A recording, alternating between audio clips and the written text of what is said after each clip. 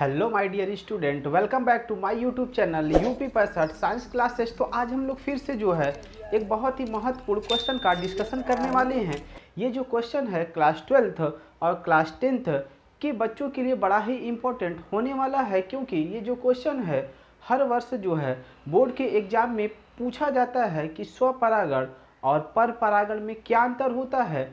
तो आइए हम लोग जो है समझते हैं कि स्वपरागण और परपरागण क्या होता है। इससे पहले लास्ट वीडियो में मैंने जो है आप लोगों को स्वपरागण और परपरागण के बारे में जो है समझाया हुआ है। तो जिन बच्चों ने अब तक उस वीडियो को नहीं देखा हुआ है वो लोग जो है प्लेलिस्ट में जा कर के उस वीडियो को ज़रूर देख लेंगे।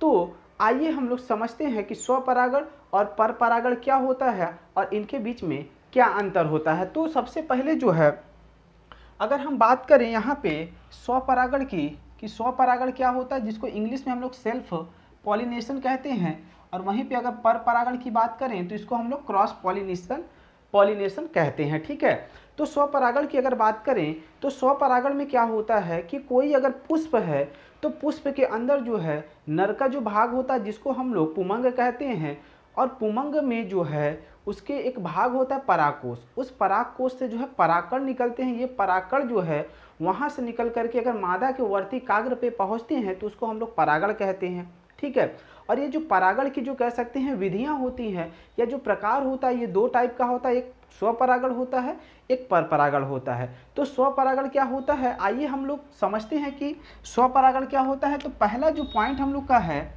ये है, यह एक ही पौधे के पुष्पों के बीच होता है। ठीक है, तो स्वपरागण में क्या होता है, मैंने यहाँ पे जो है फूल बना करके रखा हुआ है कि क्या होता है, फूल के अंदर जो है एक भाग होता है परागकोश।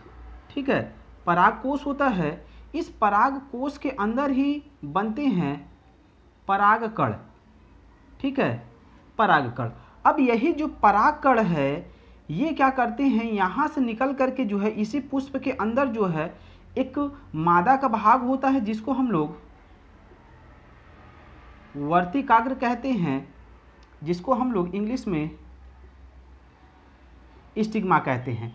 ये जो परागकोश से जो ये परागकण निकलते हैं, निकल करके मादा के वर्तिकाग्र पे अगर पहुंचते हैं तो उसको हम लोग परागण कहते हैं। अब यहाँ पे लेकिन हमको समझना है स्वपरागण। तो स्वपरागण का मतलब है कि एक ही पौधे के पुष्पों के बीच होता है। मतलब कि जो स्वपरागण की क्रिया होती है, एक ही पौधा है, जैसे ये पौधा है, इस पौधे के अंदर मैंने 3 फूल बनाए हैं, तो इस फूल से जो है परागकण निकल करके जो है इसी पुष्प के वर्तिकाग्र पे या अपने ही पौधे के, मतलब इसी पौधे में और भी जो फूल लगे होते हैं उनके वर्तिकाग्र पे अगर पहुंचते हैं तो उसको हम लोग क्या कहते हैं, स्वपरागण कहते हैं। अगर यहीं पे परपरागण की अगर हम बात कर लें तो परपरागण में क्या होता है कि पहले देख लेते हैं परिभाषा। यह एक ही जाति के दो पुष्पों के बीच होता है। मतलब कि यहाँ पे जो है एक ही जाति के मैंने जो है 2 पौधे बनाए हैं और पौधे के ऊपर जो है फूल लगे हुए हैं, तो यहाँ से जो है परागकण निकल करके अपने ही जाति के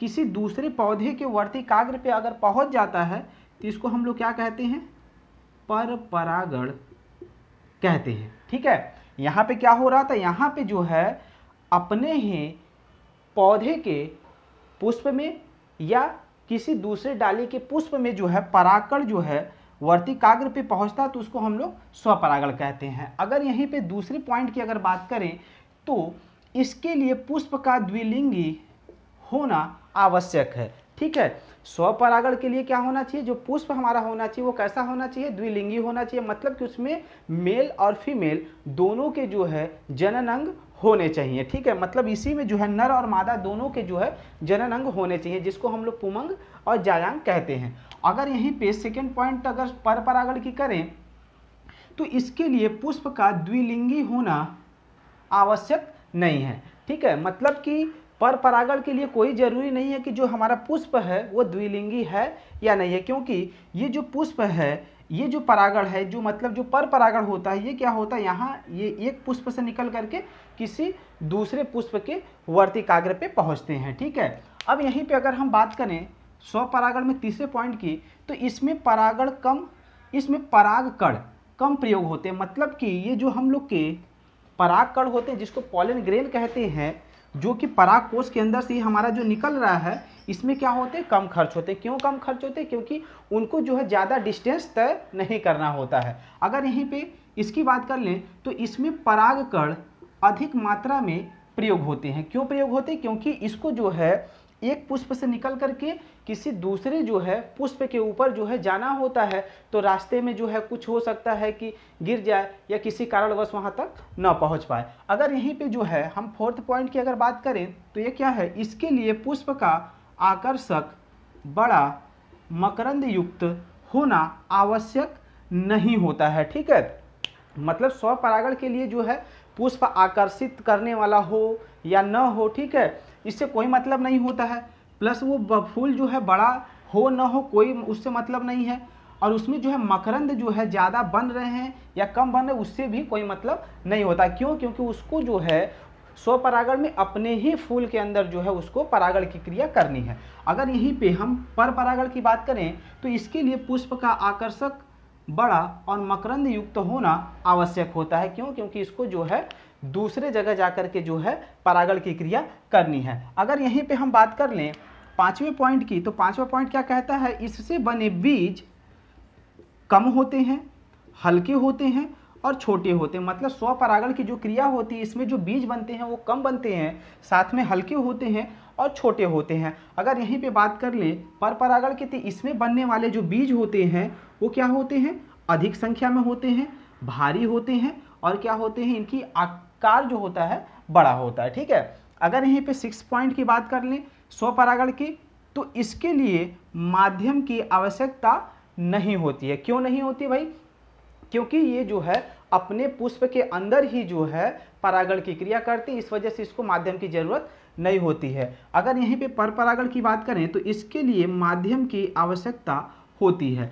क्यों? क्योंकि यहाँ से इस पुष्प से परागकण निकल करके दूसरे पौधे के ऊपर अगर जाएगा तो जाने के लिए इसको माध्यम की आवश्यकता होती है। और ये माध्यम हम लोग का जो है क्या क्या हो सकता है, तो माध्यम हम लोग का जो हो सकता है ये हम लोग का हवा हो सकता है, पानी हो सकता है, कीट हो सकते हैं, मानव हो सकते हैं। ठीक है, ये जो होते हैं ये माध्यम होते हैं जो कि पर परागण की क्रिया में मदद करते हैं। ठीक है, तो यहाँ अब हम लोग लास्ट वाला बात कर लें 7वें पॉइंट का। इस परागण में पौधों की शुद्धता बनी रहती है। मतलब स्वपरागण की क्रिया में जो है पौधों की जो है शुद्धता बनी रहती है। अगर यहीं पे इसकी बात कर लें तो इस परागण में पौधों की शुद्धता जो होती है समाप्त हो जाती है। कैसे समाप्त हो जाती है? यहाँ पे क्या होता है कि इस पौधे के परागकण निकल करके किसी दूसरे पौधे के वर्तिकाग्र पे पहुँच रहे हैं, तो यहाँ पे जो है कुछ गुण इसके होते हैं, कुछ गुण इसके होते हैं, जिसकी वजह से उसको हम लोग शुद्ध नहीं कह सकते हैं। लेकिन अगर यहीं पे इसकी बात करें तो ये जो है इसी पुष्प के परागकण इसी पौधे के वर्तिकाग्र पे पहुंच रहे हैं, तो जो बीज बनेंगे वो हमारे जो है शुद्ध होंगे। इस वजह से हम लोग कह सकते हैं कि जो स्वपरागण की क्रिया होती है उसमें पौधे की शुद्धता बनी रहती है। वहीं अगर पर परागण की बात करें तो इसमें पौधे की शुद्धता समाप्त हो जाती है।